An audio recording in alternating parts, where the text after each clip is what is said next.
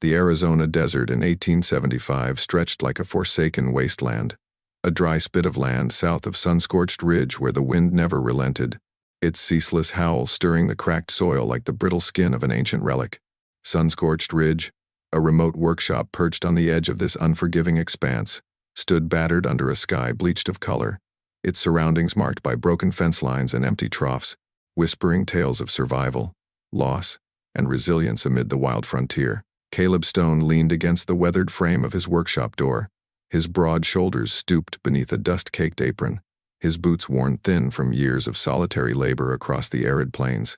At 34, his face was a rugged map of lines etched by hardship and isolation, a faint scar across his forehead, a memento of a mill accident that had nearly claimed his life. His hat, battered and sweat-stained, shaded brown eyes that carried a quiet determination, a craftsman alone since his brother perished in a barn fire 5 years prior, leaving him with a hammer, a rifle, and a heart heavy with unhealed wounds that lingered with every parched breath. He'd been out since before dawn, as was his ritual, repairing a cracked yoke in the open yard, the dry wood splintering under his calloused hands, a task that felt more like a meditation to endure the silence than a necessity for a trade teetering on the edge. The tools were few, the resources scarce, and the stillness of the ridge had become a companion to his growing resolve to outlast another harsh season. As he worked, a sound pierced the quiet, a faint, labored rustle, barely audible over the wind, drifting from the direction of the sagging tent beyond the fence line. He turned, his hand instinctively on his rifle, and froze. There, half hidden beneath a tattered canvas tent with one corner flapping loose, lay a woman, her thin frame still, her body crumpled against a splintered crate. She wore no coat, only a torn deerskin dress caked with dust and blood, her black hair matted across her face, her skin pale beneath a sunburn, her brown eyes sunken with exhaustion. Beside her, a small boy no older than 2, lay too still, his tiny hands clutching a dirty rag doll, his breath a shallow rasp. Caleb dropped his tools, rushing toward the fence, his breath catching in the dry air. As he neared, the woman Miriam, he would later learn, stirred slightly, her gaze meeting his with a mix of fear and defiance, though her lips remained sealed, too dry to form words. He stepped closer, stopping a few feet away, uncertain of her intent, a castaway, a fugitive, or something more. No one had passed by all day, and the town's indifference had been clear. Footfalls and a mule cart had ignored her earlier pleas, a uniformed rider pausing only to stare before riding off. Caleb knelt slowly, his movements deliberate, setting his lantern on the ground to avoid startling her. "You awake?" he asked, his voice deep and flat, unused to conversation. Miriam blinked, her eyes clearing with effort, a nod so faint it was almost imperceptible. Caleb saw her condition plainly, her legs limp and useless, a weight she'd dragged through life, her body weakened by hunger and exposure, the blood on her dress hinting at a recent wound. He didn't ask what happened. The story was etched in her silence. "Hungry?" he ventured. She managed a slight nod, her throat working but no sound emerging. Caleb stood, retrieving a small jar of beans from his pack, unscrewing the lid and setting it near her with care. He then gathered 2 long fence rails and straps from the yard, crafting a makeshift stretcher with a rag padded for her head. "This will hurt a little," he warned, lifting her with steady arms. She let out a sharp gasp, her spine protesting, but his grip was gentle, laying her onto the stretcher with precision. He tied the stretcher to his horse and led them slowly back to his workshop, the sun sinking behind the hills as Miriam watched the sky shift, her mind clinging to consciousness. The town remained oblivious as they passed. Caleb's shop, a one-room structure with hand-built walls and a crooked door standing at the far edge where the road ended in dry brush. Inside, the air smelled of cedar and burnt oil, a cot in one corner, a cold stove, and a workbench cluttered with tools. He laid her on the cot, adjusting the blanket, and handed her the jar with a spoon, stepping back to resume his work, listening to her shallow breaths. Miriam ate slowly, 2 bites enough to steady her, setting the jar aside as her stomach settled. Caleb sanded a yoke, his back to her, offering no questions, no comfort, just space. When her cup tipped that evening, he turned instantly, wiping the spill without comment, a routine that spoke of care without words. Later, he brought a second blanket, laying it gently over her legs, a gesture that tightened her throat with unfamiliar gratitude. That night, he stayed late at his bench, the lamp flickering, ensuring her safety as she closed her eyes, choosing sleep for the first time in days without bracing for the end. By morning, Miriam woke to the unfamiliar steadiness of the cot, the workshop's silence a contrast to her past.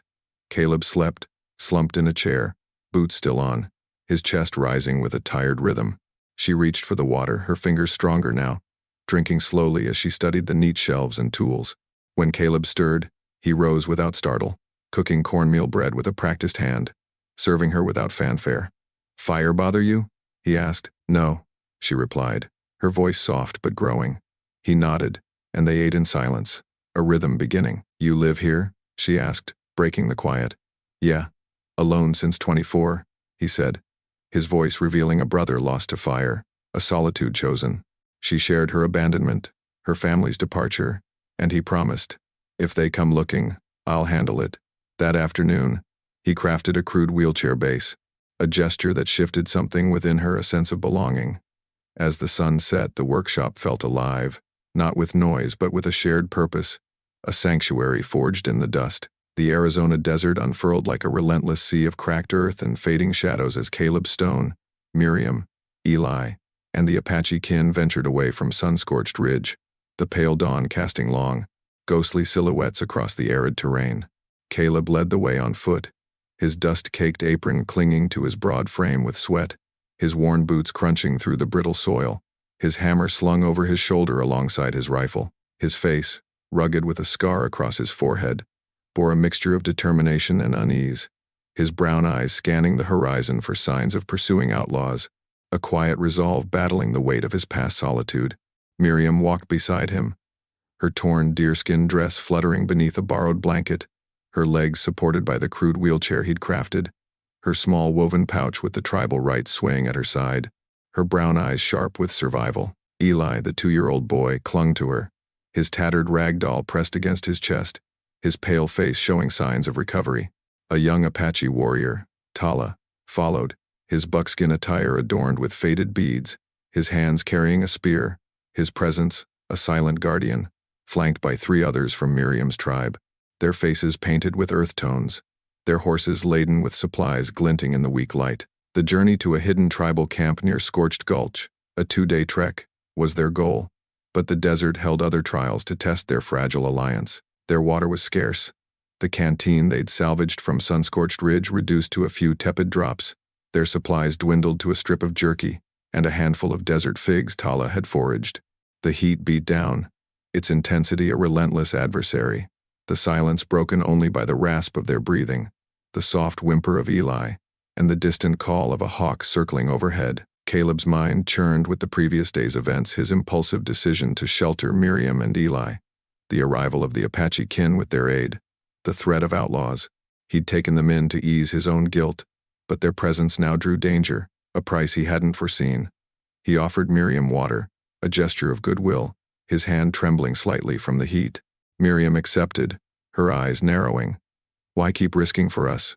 she asked, her voice raw but steady. Caleb met her gaze, his scar itching under the sun. "Lost my brother to a fire. Can't leave you to die like that." Miriam's expression softened, but suspicion lingered, a reflection of a life shaped by abandonment and survival. Tala and the warriors walked with a quiet dignity, their buckskin garments rustling softly, the woven pouch Miriam carried catching the fading light. Tala shared their story as they moved, his voice low and resonant. "Outlaws raided our camp, stole our goods, killed many. Miriam fled with Eli to protect him. We've tracked them since, fearing their return." Miriam added, her tone firm. "They left me for dead. I ran to save my son." "A warrior," Kono muttered. "They want our tribal secrets." Caleb's heart sank. The pouch likely held something valuable, a lure that had ruined men, but Miriam's life and Eli's safety were worth more. "I'll keep you safe," he said, his resolve firming, though doubt gnawed at him about the pouch's contents. Their progress halted at midday when they reached a trading post tucked into a dry arroyo dust haven, a haven for outlaws and wanderers.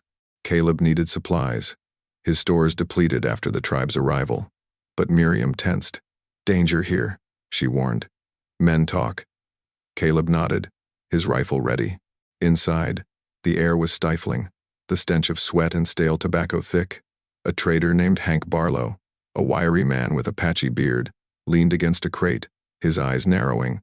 "Caleb Stone," he said. "Heard you took in a crippled woman and her kid. Outlaws are offering a bounty." Caleb's jaw tightened, his past with town gossip flashing. "Mind your own, Hank." Barlow smirked, his gaze on the pouch. $200 says I tell them where you're headed." Miriam's pouch flashed, striking Barlow's arm, forcing him back. "Speak, and you bleed," she hissed. Caleb stepped forward, his rifle aimed. "Walk away, Hank. This ain't your fight." Barlow paled, retreating, his laughter echoing. "They'll hunt you down." Caleb cursed under his breath. Barlow's treachery would lead the outlaws straight to Scorched Gulch. "We move now," he said. The tribe's respect grew, their trust a tentative thread. "You're brave," Kono said. Caleb shook his head, the weight of his past pressing down. "I've been a hermit." The ambush came at dusk. Hoofbeats thundered through the sand, and 4 outlaws led by a scar-faced rider named Rafe surrounded them near a rocky outcrop. "Hand over the woman, Stone," Rafe barked, his rifle raised. Caleb fired, his shot grazing Rafe's arm, sending him staggering. Miriam threw a rock, striking another's shoulder, while Tala's spear felled a third. Caleb's second shot dropped a rider, the outcrop falling silent, save for the wind's moan. The 4th fled, shouting threats. "They'll burn you out." They took cover behind the rocks, bandaging minor cuts, the heat seeping into their exhaustion. Tala's eyes met Caleb's, his suspicion easing. "You fight for us," he said. Caleb wiped sweat from his brow, his scar itching. "Ain't right what they did. I've got regrets of my own." Miriam nodded, her pain surfacing. "They killed my uncle for this pouch." Caleb's breath caught the relic was the key, a prize worth killing for. "We'll keep it safe," he said, his resolve hardening. Their bond deepened as they rested, Caleb sharing his canteen, Tala offering figs from his pouch. "What's in that pouch?" he asked. Miriam held it up, its symbols glowing faintly. "It holds our healing rights. They want them to sell." Caleb's heart ached, his losses echoing hers. "I lost my brother to fire. Lived alone since." Kono's gaze softened. "We're all scarred then. Maybe we heal together." The night stretched ahead, the desert vast, but the threat of the outlaws grew. Caleb taught Miriam to use his hammer, her hands steady despite her past. Their partnership, a lifeline. Tala showed him Apache desert signs, their trust a flame against the desert's grip. "You're strong," Caleb said. Miriam smiled, a rare light in her eyes. "You too, brother." The tribe watched, their kinship deepening, a family forged in the crucible of the desert, but the peace was fleeting. Hoofbeats returned, closer now Rafe and his men, relentless as the sun. Caleb chose a defensible ridge, setting up with the tribe behind rocks. "We fight if we must," he said, his rifle ready. Tala nodded, his spear poised. Rafe's men appeared, their rifles glinting. "Last chance, Stone," Rafe shouted. Caleb fired, his shot dropping a rider, but an arrow grazed Tala's arm, drawing a cry. Miriam shielded him, her pouch a talisman, while Kono's spear felled too, forcing the attackers to retreat. They bandaged Tala's arm, Caleb's hands gentle. "You're all my family now," he said. Tala's eyes met his, a warmth breaking through. "And you're ours." The desert tested them, its trials forging a bond. But the outlaws' wrath loomed larger, a storm they'd faced together.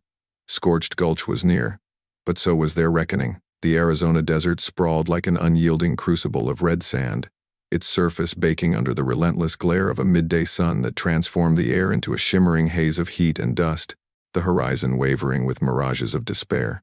Caleb Stone, Miriam, Eli, and the Apache kin led by Tala pressed onward, the wagon creaking behind Caleb's steady hands, the weary horse plodding through the shifting dunes with a labored gait, its breath a faint whisper in the stifling air. Caleb's dust-caked apron clung to his broad frame with sweat, his worn boots sinking into the parched earth, his hammer slung over his shoulder alongside his rifle. His face, rugged with a scar across his forehead, bore a determined set, his brown eyes scanning the horizon for signs of the outlaws, a quiet resolve battling the weight of his past solitude. Miriam walked beside him, her torn deerskin dress fluttering beneath a borrowed blanket, her legs supported by the crude wheelchair he'd crafted, her small woven pouch with the tribal rites swaying at her side, her brown eyes sharp with survival. Eli, the 2-year-old boy, clung to her, his tattered rag doll pressed against his chest, his pale face showing signs of recovery. Tala followed, his buckskin attire adorned with faded beads, his hands carrying a spear, his presence a silent guardian, flanked by 3 Apache warriors, their faces painted with earth tones, their horses laden with supplies glinting in the fading light. The hidden tribal camp near Scorched Gulch, their destination, was a day's journey, but the desert held other trials to forge their resilience. Their water was nearly gone. The canteen they'd salvaged from Dust Haven reduced to a few tepid drops. Their supplies dwindled to a strip of jerky and a handful of desert figs Tala had foraged. The heat beat down, its intensity a relentless adversary, the silence broken only by the rasp of their breathing, the soft whimper of Eli, and the distant call of a vulture circling overhead. Caleb's mind wrestled with his past, his brother's death in the barn fire, his years of isolation, a guilt that shadowed his every step. The presence of Miriam and Eli, a mirror to his loneliness, stirred a compassion he'd buried, their resilience a challenge to his despair. "We need to find water soon," Caleb said, his voice hoarse from the dry air. Tala nodded, pointing to a faint shadow on the desert floor. "There's a dry wash ahead. It might hold a spring," he replied, his Apache wisdom guiding them through the wasteland. The tribe's silence, broken only by soft murmurs and the occasional clink of supplies, hinted at their vigilance. The pouch Miriam carried a burden they shared. They reached the dry wash as the sun peaked, its shade a fleeting mercy against the scorching heat.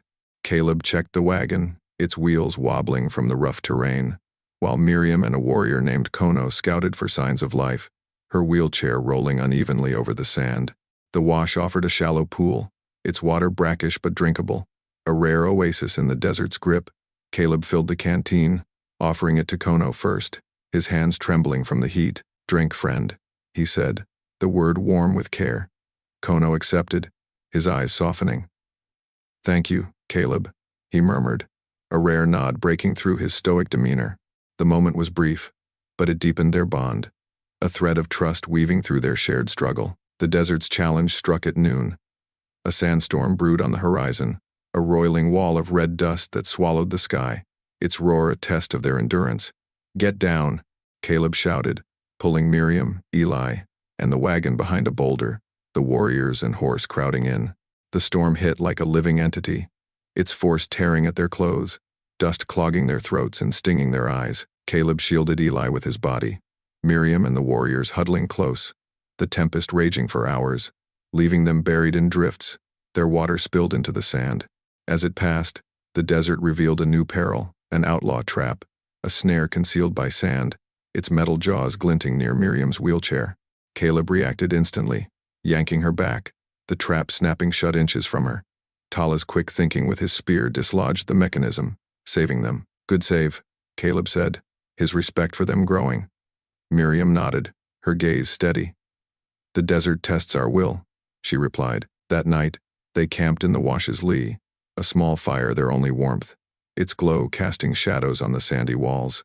The storm had delayed them, the camp still a day away, and Caleb's mind churned with guilt, his brother's death, his years of isolation, now this family's fight. Kono offered him a fig, his hands gentle. "You fight for us," he said. "Why?" Caleb poked the fire, his face shadowed. "I turned away from help once my brother paid for it. Can't do that again." Eli's eyes, though weak, softened, his small voice whispering, "Papa?" A word that pierced Caleb's heart. The confession hung heavy, a mirror to Caleb's regrets. "Strength ain't just in surviving," he said. "It's in standing together." Miriam leaned against him, her voice small. "This pouch holds our rights. They want them to profit." Caleb's heart ached, his losses echoing hers. "I lost my brother to fire, lived alone since." Tala's gaze met his, a warmth breaking through. "We're all lost then. Maybe we find kin." Their talk was interrupted by a rustle. Apache figures emerged from the dusk, led by a stout woman with a painted face. "I am Nita, Tala's sister," she said, her voice cautious. "We saw the storm. Outlaws hunt you." She offered a water skin, her eyes on Miriam and Eli. "You're alive, sister. We thought you lost." Miriam ran to her, tears in her eyes. "Caleb saved us." Nita nodded, offering Caleb a feathered cord. "You're kin now, Craftsman." The reunion was brief but heartfelt. Nita's warriors, 15 strong, joined them, their spears glinting. "The tracker Rafe is near," Nita warned. "He plans an attack at dawn." Caleb's heart steadied, his bond with the tribe a shield. "We'll be ready," he said. Eli's hand found his trust a beacon. "Father," he murmured. The word warmed Caleb. A redemption he hadn't sought. The peace shattered as the first light crept over the horizon. Hoofbeats echoed Rafe and 12 riders, their rifles ready, their intent clear in the pre-dawn gloom. Nita's men melted into the sand dunes, leaving Caleb and the tribe exposed on the ridge. "Hold," Nita whispered, but Caleb stood firm, his rifle raised, the weight of the warning settling in. Rafe's voice cut through the heat. "Give up the woman, Stone, or die." Caleb fired, his shot grazing a rider, but an arrow struck Nita's arm, drawing a cry. Miriam shielded her, her pouch a talisman, while Tala's spear felled too, forcing Rafe to retreat momentarily. They bandaged Nita's arm, Caleb's hands gentle. "You're all my family now," he said. Nita's eyes met his, a warmth breaking through. "And you're ours." The desert tested them, its trials forging a bond. But the outlaws' attack loomed larger, a storm they'd faced together. Scorched Gulch was near, but so was their reckoning. Scorched Gulch rose like a jagged wound across the Arizona desert, its treacherous ravine of red sandstone and weathered outcrops, standing defiant against the encroaching dusk. The sun dipped low, casting a fiery glow across the gulch's rim, the air thick with the scent of sun-scorched earth, and the faint promise of a cooling night breeze following the day's relentless heat. Caleb Stone, Miriam, Eli, and the Apache kin led by Tala prepared for their stand, the tension palpable in the stillness, heightened by the looming threat of the outlaws' attack. Caleb's dust-caked apron was torn at the hem, his worn boots caked with dust and blood from his grazed side, his hammer and rifle poised despite the ache in his muscles. His face, rugged with a scar across his forehead, bore a grim determination, his brown eyes shadowed by the weight of his past solitude. Miriam stood beside him, her torn deerskin dress fluttering beneath a borrowed blanket, her arm wound bandaged, her small woven pouch with the tribal rites clutched tightly, her brown eyes resolute with survival. Eli, the 2-year-old boy, clung to her, his tattered rag doll pressed against his chest, his pale face showing signs of strength. Tala followed, his buckskin attire adorned with faded beads, his arm wound bandaged, his hands wielding a spear, his presence a steady guardian, flanked by 3 Apache warriors, their faces painted with earth tones, their weapons and horses poised for battle. The journey to this refuge had forged their bond, now tested by the outlaws' relentless pursuit. The gulch offered strategic ground, steep drops for ambushes, rocky outcrops for cover, and a narrow pass for traps. Caleb fortified a vantage point with Tala's men, his hands calloused from years of crafting, now skilled in war. Miriam rigged tripwires with sinew, her movements precise despite her exhaustion, her pouch a constant reminder of their burden. The warriors assisted, stacking stones with kono, their vigilance unwavering. "The outlaws want the pouch," Tala said, his voice low and strained. "They'll kill us for it." Caleb nodded, his guilt over past isolation fueling his resolve. "We hold them here," he replied. Kono handed him a sharpened stake, a silent pledge of unity, the weapon's weight, a comfort in his hands. Nita distributed spears and arrows, her warriors blending into the gulch's shadows, their movements silent and deadly. "Rafe leads them," she warned. "The attack is imminent." Caleb's heart steadied, his bond with the tribe a shield against the encroaching dark. "We fight as family," he said. Eli's small hand found his, a flicker of trust breaking through his fear. "Father," he murmured, a word that warmed Caleb's soul. The sentiment lingered, a redemption he hadn't dared hope for. As the wind carried the distant sound of approaching hooves, the conflict now a reality. As dusk deepened, the air grew taut with anticipation, the gulch's silence broken by the crunch of boots on gravel. The outlaws rode in with 15 men, Rafe at their side, the tracker's scar-faced grin a harbinger of violence. Their leader, a broad man in a black duster lined with stolen pelts, dismounted and called out, his voice a thunderclap against the cliffs. "Stone, hand over the woman and that pouch, or this gulch becomes your grave." Caleb stepped forward, his rifle raised, his voice firm despite the heat. "You'll have to take them over my dead body," he shouted, his breath visible in the cooling air. The stand erupted like a desert tempest. The outlaws charged, their rifles and revolvers spitting fire through the dusk. Caleb's first shot dropped a rider, the bullet finding its mark with a precision honed by necessity. Tala's warriors struck from the shadows, their spears felling 2 more, their movements silent and deadly. Miriam triggered a tripwire, a dynamite cache salvaged from an old trader's stash exploding and sending a shower of sand and rock, scattering the attackers. But the outlaws' numbers were overwhelming, and Rafe's rifle was a relentless predator, his bullet grazing Caleb's leg, drawing a sharp hiss of pain. Nita pulled him behind a boulder, her arm wound seeping anew. "Stay alive," she growled, loosing an arrow that struck a man's chest, her aim unwavering despite her fatigue. The gulch became a battlefield, its echoes ringing with gunfire and the thud of falling bodies. Caleb fired again, dropping another rider, the heat numbing his hands but not his resolve. Tala's warriors fought with primal fury, their spears piercing the fray, while Kono and the warriors lobbed rocks, their forms a surprising force against the rocky terrain. But the outlaw leader's voice cut through the chaos. "Miriam, give me the pouch's secret, or they all die." He held a pistol to Tala's head. The warrior's spear shattered, his eyes defiant. Miriam's heart sank, her pouch clutched tight. "No!" she cried, her voice raw with emotion. Caleb's mind raced. He couldn't lose another family. He signaled Tala's men to hold, his gaze locking with Miriam's, a silent plea for a plan. Miriam stepped forward, her stance defiant despite her wounds. "They betrayed my tribe," she shouted, her voice carrying over the wind. "They sold our people to traders for gold, left us to die when we fought." The revelation hit Caleb like a thunderclap. The outlaw's greed wasn't just for the pouch, but for the healing rites it guarded, a secret her tribe had protected. The leader laughed, his pistol steady. "Then you all die with your defiance." But Miriam moved, shoving Caleb and Eli aside as Rafe fired, the bullet tearing through her chest. She fell, blood pooling in the dust, her pouch slipping from her grasp. "Caleb, no!" he roared, lunging to Miriam's side, his hands trembling as he pressed against the wound. Tala's warriors charged, their spears a blur, felling 3 men in a surge of vengeance. Kono struck with a rock, stunning a rider, while Nita's arrow found another's leg. Caleb tackled Rafe, their struggle a tangle of fists and sand, until his hammer crushed the tracker's skull, ending the threat. The outlaw leader roared, charging with his pistol, but Tala's spear pierced his shoulder, bringing him down.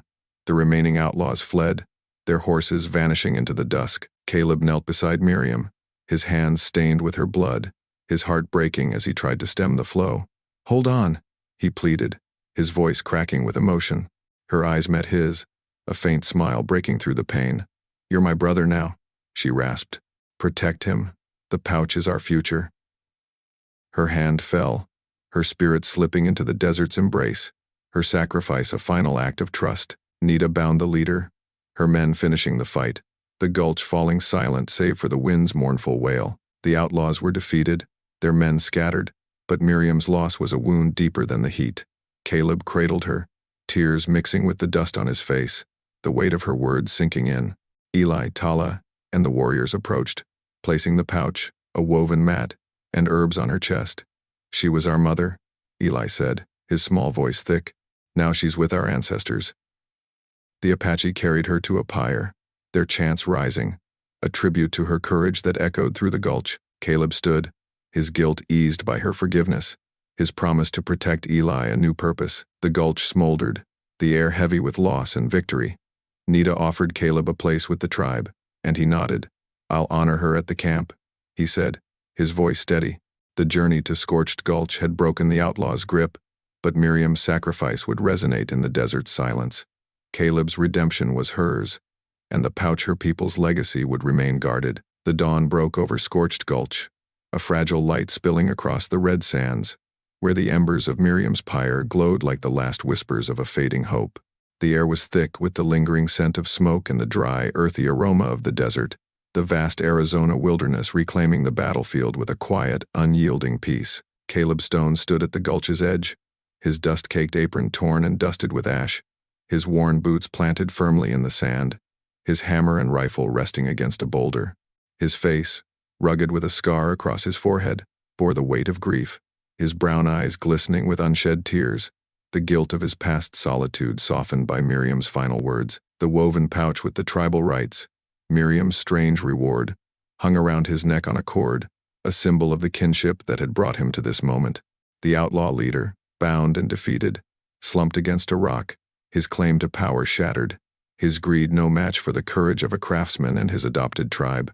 Eli, the 2-year-old boy, clung to Caleb's leg, his tattered rag doll pressed against his chest, his pale face reflecting a mix of sorrow and newfound strength. Tala, Nita, Kono, and the Apache warriors stood nearby, their painted faces etched with both loss and pride, the hope of their legacy burning bright. The Apache warriors, led by Tala, moved with a solemn reverence, their faces mirroring the gulch's rugged hues as they gathered around Miriam's pyre. The flames had dwindled to a gentle glow, the sand around it darkened by melted wax and ash, a testament to her sacrifice. Tala knelt, offering a prayer in Apache, his voice a deep chant that reverberated through the cliffs, honoring a mother who had transcended her role as protector and sister. Caleb watched, his hands trembling as he placed Miriam's blanket once her shield onto the pyre, a silent vow to carry her legacy forward. Eli, Nita, and the warriors joined him, adding the pouch, a woven mat, and a bundle of herbs, their offerings a tribute to her courage. "She saved us," Eli said, his small voice thick with emotion. "You kept her promise." Caleb nodded, the words a balm to his wounded soul, a redemption he hadn't dared to claim. The journey to the hidden tribal camp began, the warriors carrying the pyre's remnants through the gulch's rocky pass, its ashes a sacred burden. The trail was treacherous, the sand shifting underfoot, the heat of the day giving way to a cooling breeze that carried the promise of renewal. Caleb walked with them, his leg aching from the graze but his spirit lifted by their unity. The camp emerged a sheltered valley nestled between towering mesas, its floor dotted with mesquite and a faint shimmer of a spring fed by an underground stream. The Apache survivors greeted them, their faces etched with grief for Miriam but warmth for her savior. Nita led Caleb to the spring, its waters clear and life-giving, reflecting the cavern walls adorned with painted symbols and woven mats, a sanctuary Miriam had died to protect. "Her spirit guards this place," Nita said. "You are kin." The tribe gathered around a fire that night, the valley's walls amplifying their voices as they shared tales of Miriam's bravery. Her gifts to Caleb, her trust, the pouch were now symbols of her legacy, their weight heavier than the healing rites they held. They offered him a place among them, their eyes reflecting gratitude and hope. "You fought for her," Kono said, handing him a woven mat. "Stay, and find peace." Caleb hesitated, his mind drifting to his past, a craftsman broken by his brother's death, the fire a guilt he'd carried like a stone. Miriam's words, "You're my brother," echoed, her sacrifice a key to unlock that prison. "I'll stay," he said finally, "but I'll bring my skills to your valley. With your help." The days that followed were a blend of mourning and rebuilding. The Apache taught Caleb their ways, how to channel the spring's water for crops, how to weave mats from desert grasses, how to use their healing rites with herbs by the fire. Eli became his shadow, the boy's small hands learning alongside Caleb's, his laughter a rare sound that softened the edges of his grief. They constructed a small adobe home near the spring, its walls rising under their hands, a fusion of Apache resilience and Caleb's craftsmanship. The desert, once a place of solitude, became a bridge between worlds, its silence broken by the tribe's songs and the trickle of water, a stark contrast to the hollow quiet he'd known. One evening, as the sun set, painting the valley in shades of orange and purple, Caleb stood at the spring's edge, the woven pouch a constant reminder. Eli and the tribal children joined him, holding a new pouch and a carved hammer crafted by the tribe. "For us?" Eli asked. Caleb nodded, his eyes misting as he handed them out. "Your mother would want you to have them," he said. Eli smiled, a rare light in his young face. "She gave us a home." The sentiment lingered, a bond forged in the crucible of the desert, strengthened by the promise of a renewed bond. The tribe celebrated with a feast, their songs filling the valley, Miriam's name woven into the melodies. Caleb learned her story in full, how she'd fled her family's abandonment to protect Eli, how she'd hidden the pouch to save their rights, how her spirit now watched over them. His past, his failure to save his brother, his years of isolation faded against her forgiveness. He wasn't just a craftsman anymore, but a guardian, a father to those he'd once failed. Nita approached, offering a carved wooden bowl.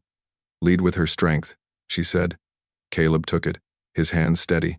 "I will." Weeks later, the valley thrived, its spring nourishing new crops, its people strengthened by Caleb's aid. The tribe, true to their bond, began the journey back to sun-scorched ridge, bringing materials and hands to rebuild Caleb's workshop, transforming the ruins into a symbol of renewal. He rebuilt his life. The tribe's help, a lifeline. Their stories a balm to his loneliness. Miriam's blanket hung above the new home's door, a shrine to her sacrifice. Its fabric a silent witness, the desert stretched vast, its red sands a testament to their fight. But it was no longer a place of solitude.